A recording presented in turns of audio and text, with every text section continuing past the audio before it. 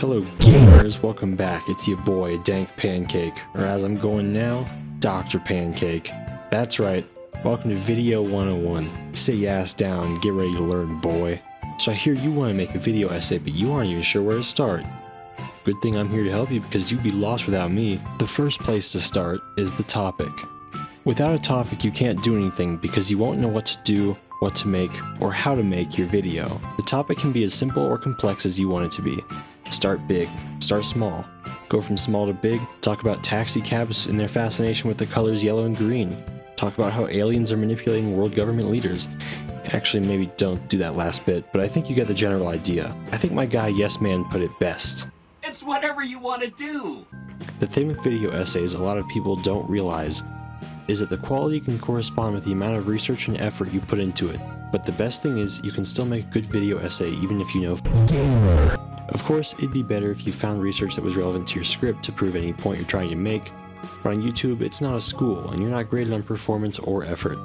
Let's say hypothetically that you want to make a video essay about red cars, compare and contrast the significance, why they're the best, etc, etc. This is not my opinion, by the way.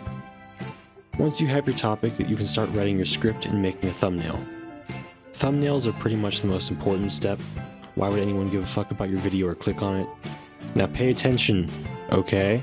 Do this step first, so you don't have to do it coming off the high of your finished and possibly uploading video. I've lost count of how many good videos I made without doing the thumbnail until the end, clearly seen in how they turned out. You'll probably want some sort of image editor like Photoshop, GIMP, Paint.net. You'll figure it out. And also, if you're proficient with the video editing suite, you can use that as your image editor in tandem with another to create your thumbnail. I'll show you how to do that right now. So here we are in our video editor of choice to make the thumbnail. I have a picture I found on Google Images. Obviously, you can use whatever kind of picture you want. That doesn't really matter. And so I'm just going to set up here I'm going to get my font set up. Verdana's okay. Arial is also fairly good for the algorithm. But I like to use Avenir Next. I think Avenir Next Pro Bold is a good font.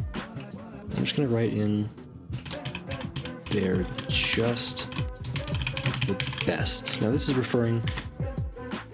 a video about red cars. So I think they're just the best is a good little clickbaity kind of. You don't want to be clickbaity. Like, you want to talk about what you're going to talk about in the video, but obviously, you have some room to work with. I'm just going to set the outline to black here. And that's okay, but it just looks wrong for some reason. So I'm going to go ahead and enable a shadow. Now the default shadow, it looks like this. You don't really want that, so I'm going to set these to 0, so it's directly under my text. I'm going to set this to 0.5, so it's a bit stronger blur. This probably don't want to push any more than 36 size. Do this, and we're going to throw on Cookie Cutter.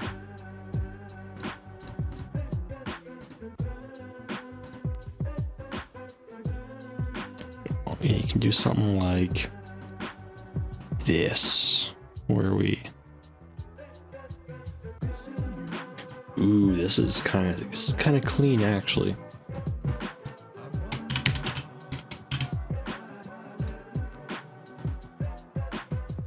Or if you want to make it simpler, you can put there just great. And boom, this is like an acceptable thumbnail. It's not the best thing you've ever seen. But this works. And so now, once our thumbnail is done, you can go ahead and click this button up here that says save snapshot to file, and just save it wherever you can get it later. I like to save PNGs because PNGs are just better. And so thumbnail 1, we saved. And so now if I made my video about red cars, I would use this thumbnail.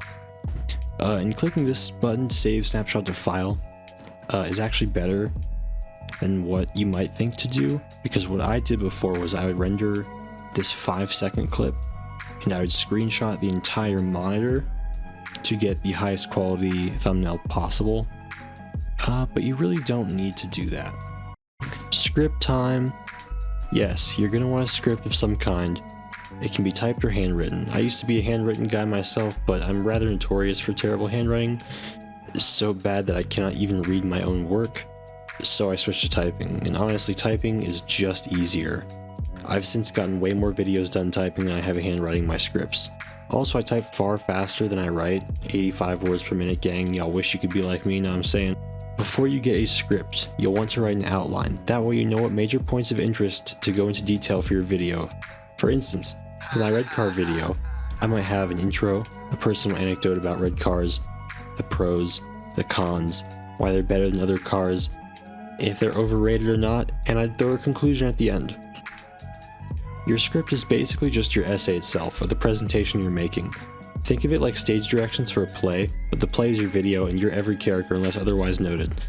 And instead of a whole audience, it's a one-sided conversation with some rando who's listening intently.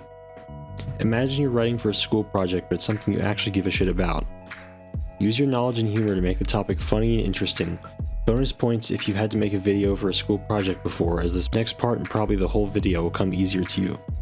If you're good at foreshadowing and giving yourself reminders and/or are a control freak and perfectionist, you can also make notes to yourself while writing to edit something in at a certain moment later on, including dumb memes, audio overlays, background music, etc. For example, earlier in the video I had a clip of Ben Shapiro overlay where I said let's say hypothetically, and I also have that written in parentheses in my script to overlay that. I'm gonna assume you can write a script on your own, but if you can't, start with your idea. Get people interested with a hook of some kind. This part might take a bit longer. I know when I wrote my main essay for English 101, I redid my hook about 3 separate times, one for each feedback session. Make sure you can talk about your idea for a short essay length. The amount is up to you, depending on how long you want your video to be. And once you have your script down, we move on to the recording process. You're gonna need a microphone, and I'll show you how to make what you're using sound better. And you don't need headphones, but it'll be much easier if you have headphones so as to not annoy the people around you. Open up Audacity or whatever program you record audio in. For me, it's Streamlabs because I can't get my microphone VST plugins to work on anything else except that. Filters may not seem important for microphones, but I promise you they make all the difference. For example, this is me recording the Blue Yeti without filters. And this is me recording the Blue Yeti with filters. And this is me recording the Blue Yeti with even better filters. So as you can hear from that quick test, the Blue Yeti without any filters has a lot more gain, which allows it to pick up more sounds across your entire room. And honestly, once you start recording, just read your script, but try not to make it sound monotone. You want it to sound like you're talking to someone and you actually care about the topic. You don't want it to sound like you're reading a passage out loud in your class. Okay, for you people wanting to take your audio game to the next level, I don't know if you're like me, but last year, I bought a refurbished Blue Yeti for about $84. A steal considering they go around $120. And at first, I wasn't sure if it was broken or whatever, but I just never used it because the background noise filter was about as good as my HyperX Cloud Alpha microphone. And honestly, probably worse. It was only recently, last month in fact, that I figured out with the help of a friend how to get my Blue Yeti to sound proper. With the right VSTs and the right filters, anything is possible. The first step is filters. You can use the default filters in any program with some small tweaks. But I only got my specific VSTs working for Streamlabs. I like them because they're more aggressive and higher quality than the default filters. I'm not sure how to get these working on Audacity, but for Streamlabs, it's quite simple. Go to your favorite search engine, search Reaper VST. You can probably find it quite easily. Download the x64 version because the year is 2022 and you have above 4 GB of RAM. Install your VSTs. The free trial is okay. You only need to install and activate it once. Close the main installer program and boom, you're done. Go into Streamlabs, select your microphone section, and select your filters. You're going to want to click VST 2.x, and you're going to want a Regate standalone, a Re-EQ standalone, and a Recomp standalone, and maybe the default Streamlabs limiter. I'll put up some screenshots of my settings for these, but you'll want to mess around with this to find the settings that work right for you. I still haven't quite figured out the best settings, but I just lean in closer to the mic when recording so I can cut out any background noises that appear in the way. Alright, at this point, let's assume you've recorded, proofread, and edited your script. You can do multiple takes when you record. Do as many takes as you deem necessary. Once you have recorded you effectively presenting your script, it's time to get an editing software. Sorry kids, but no Movie Maker, Clipchamp, OpenShot, InShot, whatever it is. These aren't acceptable anymore. Guess something like DaVinci Resolve, Wondershare Filmora, Adobe Premiere, Sony Vegas. If you're like me, I use Sony Vegas. You can probably find a free version in the description of a shady YouTube video. I believe in you. Good luck, you can find it. I can't speak for the rest of the editing suites, so for the rest of this section and probably this video, I'm just going to show you how I use Vegas. I use Vegas 17, but as long as you're in Vegas 13 or above, chances are everything I tell you will work. The main editing you're going to do is not that insane. It's really not. The majority is fading in and out, throwing something in the timeline, maybe doing a filter, moving some things around. Nothing crazy, some cuts, some trims, that's it. But before we can do any of that, the first thing you want to do when setting up Vegas is to go to your Options tab, hold left shift, and click Preferences. Go to the Internal tab, and at the bottom you're going to search SO4. There should be 4 options there, and you're going to want to set every one of those options to false.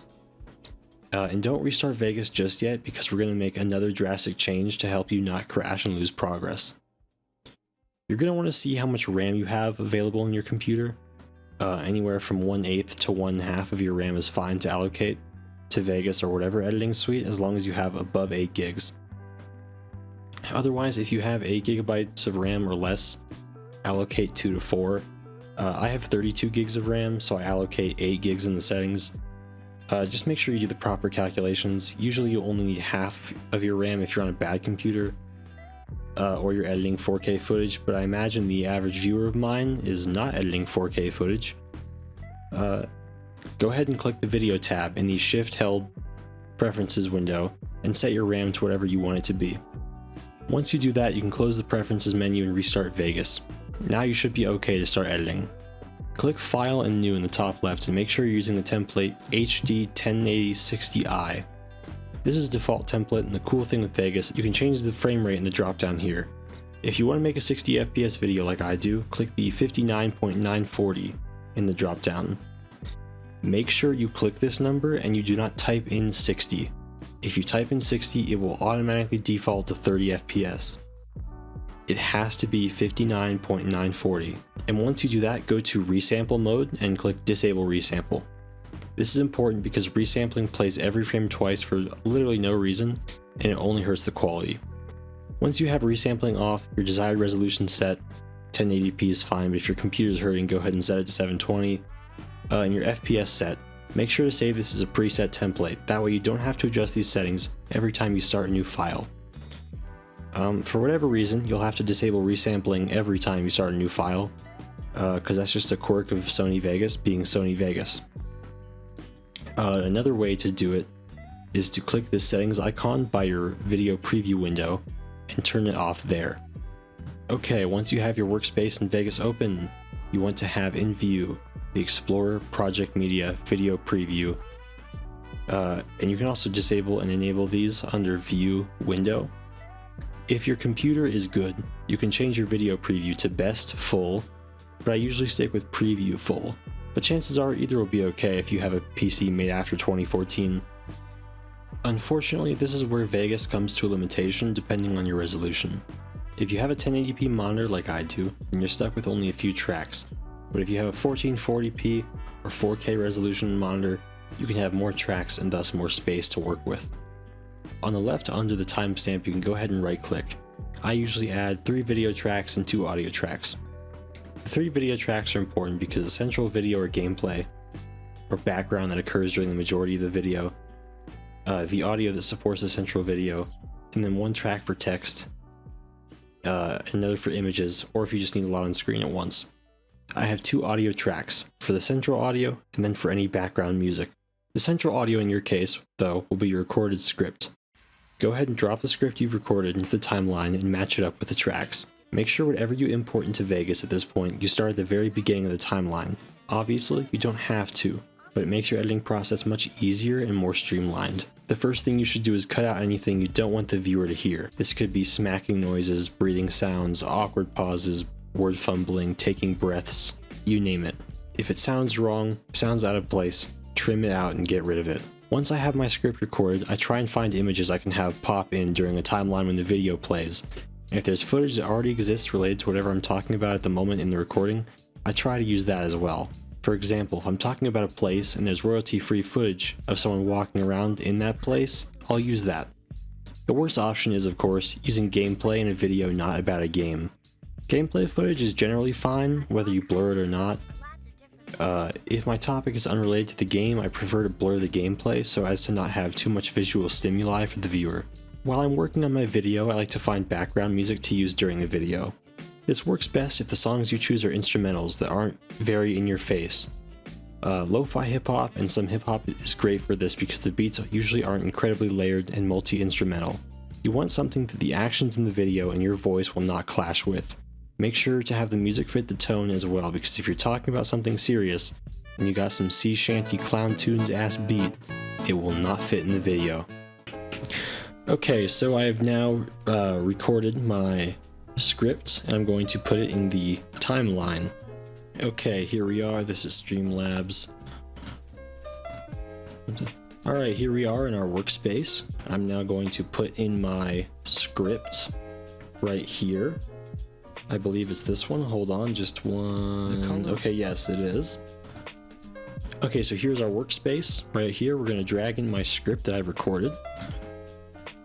We're going to click no. It's going to ask you if you want to base project settings on the media. You're going to click no, because it could alter many things, including resolution, your bit rate, frame rate. I always click no. So we're going to press U to ungroup this video from this audio. And so then I'm just going to delete this. And so we have our raw audio. But I usually like to start it out with a little intro, you know. I'll put a text in here. I'll use my my font preset, and we're going to say I'll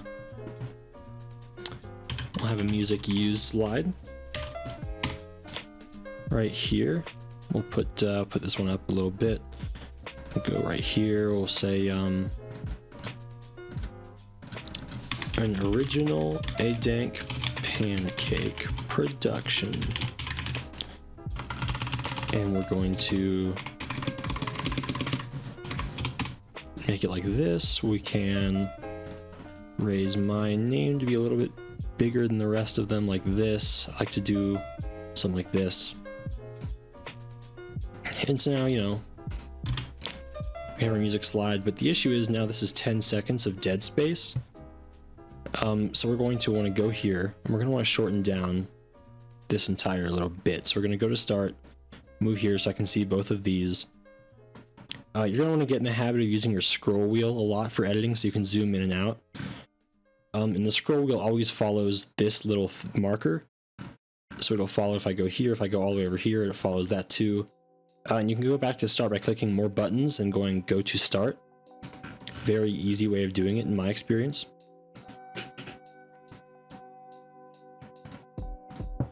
And so we're going to now just shorten this. These slides don't need to be any longer than 2 seconds each.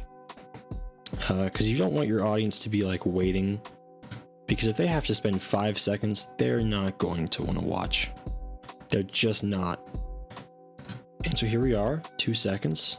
This is fine, but I could probably shorten them even more.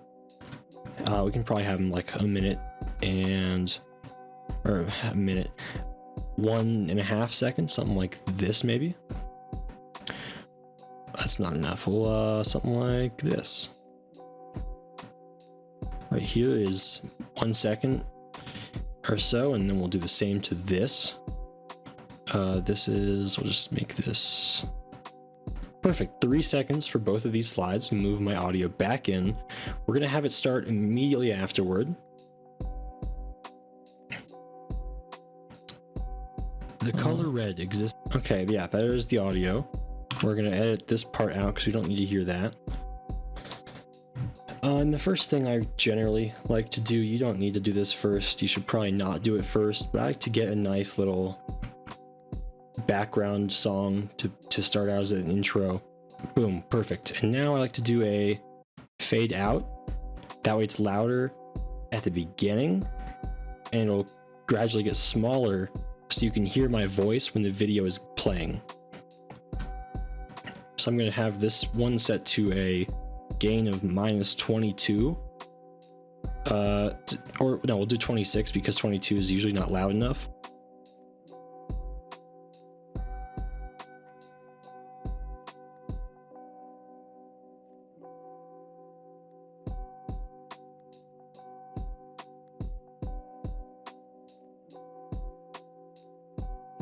Exists all around us. And of course, this is a video about red cars. No, I don't actually care about red cars. I just thought I would make this as an example for your potential video essay. And so we usually like to start editing the audio. Because as you see, there's a lot of empty space, like right here, here, here, here, and here especially. And then maybe whatever this is.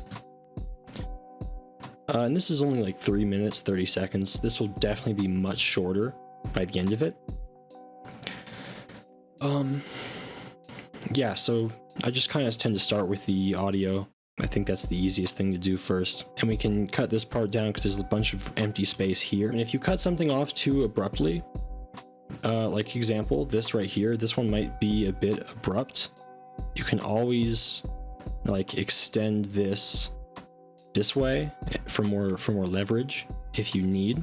You know, make sure you save a lot too. That way you don't lose progress. But two, I'm going to leave a little bit more space this time because I finished a sentence and you're supposed to pause at the end of a sentence. You don't want to seem robotic. But when I think, and right there you see I stuttered over I fumbled over my words. So we're going to trim some of this out. And then here's like a transition. So I can probably leave this or do like a transition slide if I wanted, but that's a little more advanced. We'll just move this here and keep going. And your cuts don't have to be perfect. They just have to get in, they have to get rid of any problematic sections. By problematic, it's like what I said earlier in the video. Any breaths, any inhales, any sneezes, any weird noises you don't want the viewer hearing. And chances are if they hear it, they'll go, wow, that's kind of weird. Why is that in the video? Bit sussy. Okay, so that's all of our audio. So we're gonna save. And now it's just right back to the beginning. We just get our stock footage and our images, any B-roll. You don't have to do what I'm about to do, but I was going to put an outro song here. So we're gonna move this one in like right there. I like to start my outros a little bit early.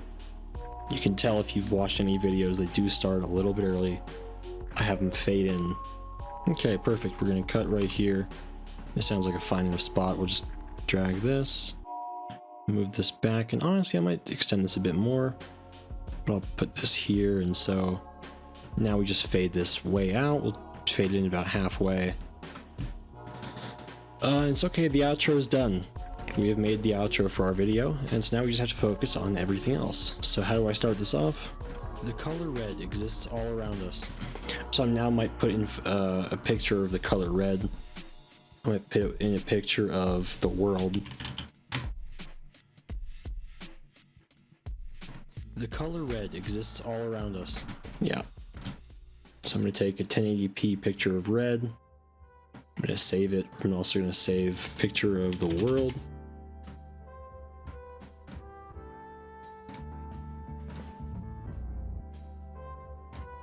Boom. And you don't have to have it seem like perfect.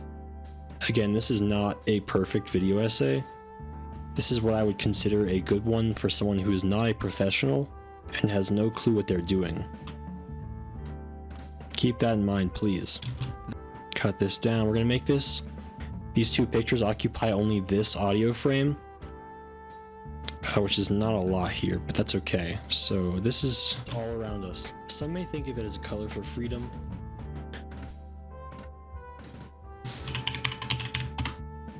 And so now we're just gonna Google freedom here.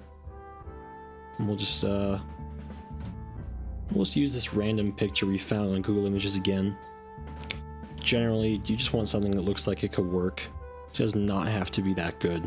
It's gonna be here. I feel like for this picture, we're gonna put something funny up. So I'm just gonna take a text here, throw out my Avenir Next font and say, Muff could look like Doctor Who. I'll just have this go right here. Don't ask me why I put this picture in here, I genuinely have no idea. And so here I'm saying we all love driving. So what I might do is I might search up person driving.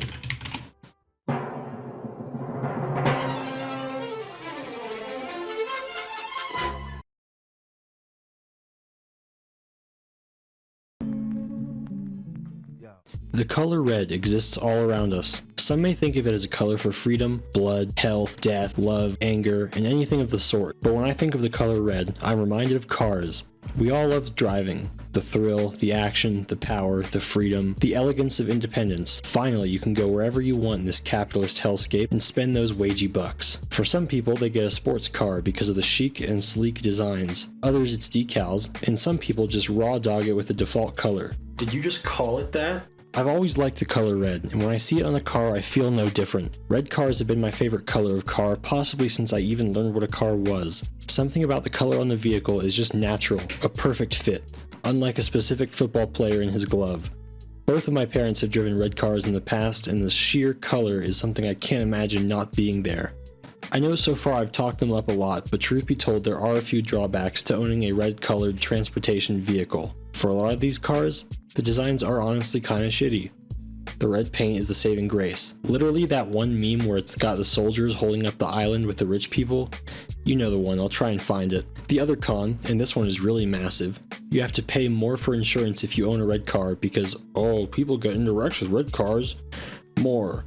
My insurance, Man, fuck the insurance companies, dude, that's some bullshit.